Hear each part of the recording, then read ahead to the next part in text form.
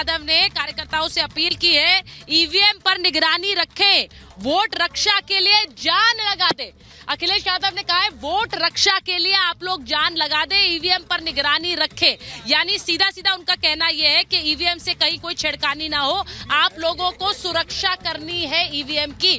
अब इसका मतलब क्या है, मैं आपसे पूछ रही हूं कि ईवीएम को लेकर ये डाउट, ये संदेह इस वक्त क्यों जताया जा रहा है। मैं एक बार जरा लोगों से पूछूंगी भाटी जी, उसके बाद आऊंगी, क्योंकि आपके नेता ने कह दिया ईवीएम की रक्षा करिए। मैम, ईवीएम की रक्षा करने से ज्यादा अच्छा है कार्यकर्ताओं पर विश्वास करो और कार्यकर्ताओं पर मेहनत का जोर डालो कि भैया तुम काम करो।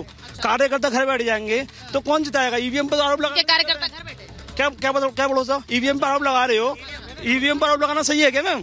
ईवीएम पर तुम्हारे कार्यकर्ता यहाँ से कोई बोल रहा है, हाँ बोलिए। मतदान भी सावधान भी, मैडम सावधान होने के लिए निर्देश दिया है कि कार्यकर्ता एकदम सावधान हो। उन्हें पता है कि जुमलेबाजों की पार्टी है, झूठेबाजों की भारतीय जनता पार्टी है। इनके लोग कैसे कैसे झूठ बोलते हैं, राम के नाम पे वोट मांगते हैं, राम मंदिर पूरे देश में बनाया। ईवीएम को लेकर कहीं ना कहीं डर तो रहता ही है। क्या कहते हैं कि अगर अखिलेश कह रहे हैं तो कहीं ना कहीं उनको लग रहा है कि पहले भी ईवीएम बदलती गई होंगी, इसलिए उन्होंने ईवीएम के लिए कहा कि कार्यकर्ता आवाज। लेकिन जब जीतते हैं तब तो नहीं, दूसरी तो संदेह नहीं जता। केवल अखिलेश नहीं, ये बीजेपी के भी हो चाहे कांग्रेस को, सब पार्टी कहती है कि आप ईवीएम की रक्षा करिए जाके, क्योंकि मंडी समिति में उनके पोलिंग एजेंट बाकी जितने भी लोग रहते हैं वहाँ पे बने रहते हैं। मशीन जमा होने के बाद वो दिन रात, उससे पहले जो भाजपा का चुनाव हुआ, भाजपा कह रहा हूँ, उससे पहले चुनाव हुआ। आप ये कह रहे हैं कि कोई बड़ी बात नहीं है, हाँ, तो अपनी ईवीएम की रक्षा की बात कर रहे हैं, ठीक है। लेकिन भाटी जी, आप ये कह रहे थे कि कुछ संदेह है, इसीलिए शायद अखिलेश जी का ये बयान आया है। जनता यहाँ पर दोनों तरफ की बात भी कर रही है, आपने खुद सुन लिया। वो कह रहे हैं कि अगर नेताजी ने अगर कहा है तो कौन सी बड़ी बात है, सब पार्टियां ऐसा करती हैं, वो भी चाहते हैं कि रक्षा हो। लेकिन आप संदेह जता रहे हैं, वो संदेह क्या है? भारतीय जनता पार्टी की सरकार पर, भारतीय जनता पार्टी के प्रशासन पर पूरा संदेह है। लेकिन अखिलेश यादव जी ने ये तो नहीं कहा कि धांधली करो या बेईमानी करो, उन्होंने कहा धांधली होने मत दो, ये सतर्क रहो, चौकसी करो, ऐसी चौकीदारी करो कि कोई धांधली ना कर पाए। इसमें क्या गलत है? सभी पार्टियां करती हैं, हर प्रत्याशी करता है। जब मतदान हो जाता है तो सारे प्रत्याशी अपने एजेंट को कहते हैं कि वोट नोट कर लेना कितनी मशीन में पड़ी है, और मशीन के साथ साथ जाना, स्ट्रांग रूम में मशीन रखवा कर तब आना। फिर वहाँ पर प्रशासन पास बनाता है, स्ट्रांग रूम में भी ड्यूटी लगाई जाती है कार्यकर्ताओं की। ये तो लोकतंत्र के पारदर्शिता के लिए बहुत आवश्यक है कि हर प्रत्याशी का एजेंट में बैठा रहे, ताकि कोई कल को ये ना कह सके कि मशीनें बदल दी गई या धांधली हो गई। ये जो कहते हैं नहीं, न्याय होता दिखना भी चाहिए, तो पारदर्शिता दिखाई देनी चाहिए कि कहीं कोई धांधली नहीं हुई है। ये तो ठीक कहा उन्होंने, इसमें तो कुछ ऐसी चर्चा लायक बात है ही नहीं, कोई गलत बात तो, नेगेटिव बात तो उन्होंने कही नहीं है अखिलेश जी ने जो कहा है। और हर पार्टी को अधिकार है अपने अपने कार्यकर्ताओं से कहे कि भाई इस पर चौकसी रखनी है। मैंने तो यही बात बोली कि मैंने यही बात बोली भाटी जी, मैंने ये कहा कि यहाँ पर जनता में से भी कुछ लोगों ने कहा कि कोई बड़ी बात नहीं है, हर पार्टी अपनी ईवीएम और उनको लगता है कि यहाँ हमारे पक्ष में वोट हुआ है तो उसकी रक्षा करने की बात करती है।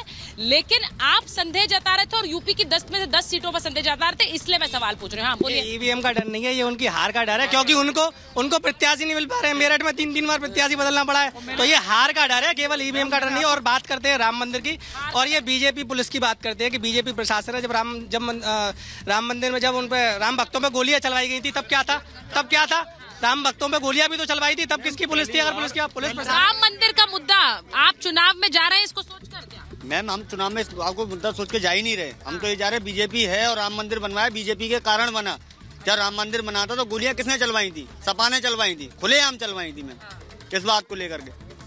यूपी में जो वोटिंग हो रही है उसमें, हाँ बोलिए। सरयू नदी लाल हो गई खून से, जब इन्हें नहीं दी का, जब हिंदू नहीं थे, जब सनातन विरोधी नहीं थे। 500 वर्षों से अभी तक राम मंदिर से लोग इतनी तौबा करते हैं, तो जाता ही नहीं है राम मंदिर। दुष्यंत जी सुन लीजिए, वो कह रहे हैं अभी तक इतनी तौबा है कि आप लोग सम्मान की तो बात करते हैं लेकिन जाते नहीं है। कब जा रहे हैं राहुल जी राम मंदिर? भाई बताइए, जनता पूछ रही है। देखिए, विक्रमादित्य जी जो मंडी से होने वाले सांसद हैं और हिमाचल गवर्नमेंट के में मिनिस्टर थे, वो गए, दीपेंद्र सिंह हुड्डा जी गए, सुप्रिया श्रीनेत गए, कांग्रेस के तो टॉप लीडरशिप के आधे से ज्यादा नेता तो जाके आ चुके। अब मीडिया उन्हें दिखाती नहीं है, तो ये तो मेरी गलती नहीं है, मीडिया को उन्हें दिखाना चाहिए। आपको सिर्फ आचार्य जी मिलते हैं जो कांग्रेस की आलोचना करते हैं, उनके बयानों को प्रमुखता देते हैं, लेकिन अन्य किसी नेता को जो राम मंदिर गए, जो उस समारोह का हिस्सा भी थे प्राण प्रतिष्ठा का, किसी ने कभी उनके रेखांकित करके उस न्यूज को नहीं चलाया। देखिए एक चीज तो पूछी जाएगी ना। नहीं, मैं ये पूछ रही हूँ कि जब इंडिया गठबंधन बना तो जो चेहरे हैं, चाहे वो अखिलेश जी हो, राहुल गांधी हो, उनके लिए पूछा जाएगा कि नहीं, क्योंकि वो प्राण प्रतिष्ठा में नहीं गए और निमंत्रण के बावजूद नहीं गए। तो हम क्या सुप्रिया श्रीनेत के जाने से बोल दें कि हाँ भाई कांग्रेस के नेता जा रहे हैं? नेता जो तो कार्यक्रम की आप बात कर रहे हैं वो भारतीय जनता पार्टी के द्वारा प्रायोजित कार्यक्रम था। प्रेम शुक्ला जी से पूछ लेती हूँ। प्रायोजित कार्यक्रम था, ठीक है, तो जनता ये तो नहीं सोच रही है। मैं एक बार प्रेम शुक्ला जी वो फिर वही कह रहे हैं कि प्रायोजित कार्यक्रम था और इसीलिए वो कह रहे हैं बाकी लोग तो जा रहे हैं, राहुल जी नहीं जा रहे, तो क्या हो रहा है? तो राहुल जी तो पहले से ही कह रहे हैं कि मंदिर में लड़कियां छेड़ने वाले जाते हैं। इनके मल्लिकार्जुन खड़गे कह रहे हैं कि राम और शिव एक दूसरे के शत्रु हैं। शिव जी को राम का शत्रु बताने वाले इनके राष्ट्रीय अध्यक्ष कहते हैं अगर नरेंद्र मोदी जी तीसरी बार अगर प्रधानमंत्री बन गए तो इस देश में सनातन का राज हो जाएगा और सनातन का राज नहीं होना चाहिए। इनके गठबंधन के साथी स्वयं मल्लिकार्जुन खड़गे के पुत्र प्रियांक खड़गे समर्थन किसका करते हैं? स्टालिन का समर्थन करते हैं। किस स्टालिन का समर्थन करते हैं? जो सनातन को डेंगू और एड्स से कंपेयर करता है। रामचरितमानस की प्रतियां जलाने का काम कौन करते हैं? ये जो जब समाजवादी पार्टी के महासचिव थे श्रीमान स्वामी प्रसाद मौर्य, तो उनका जो है अखिलेश यादव उनका सत्कार करते हैं। तो इसी तरह से रामचरितमानस को जो है अपमानित करने का काम चंद्रशेखर यादव राष्ट्रीय जनतांत्रिक दल के करते हैं।